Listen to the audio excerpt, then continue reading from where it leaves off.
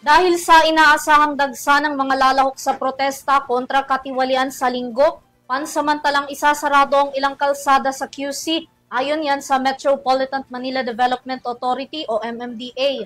Magde-deploy rin ang MMDA ng higit sa 2,000 personnel nito para umagapay sa daloy ng trapiko.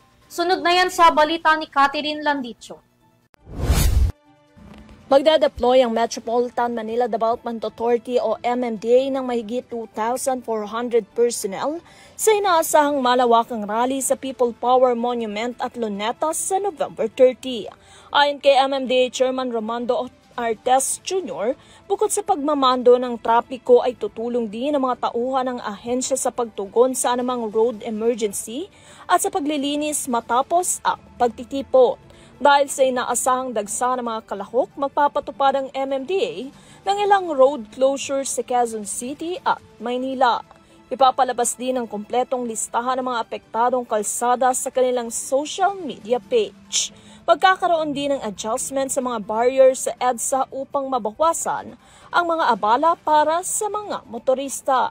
Nananawagang muli ang MMDA sa mga organizer na tiyaking hindi aabot sa pangunahing kalsada, lalo na sa EDSA ang mga participants ng rally upang maiwasan ang malalapang trapiko.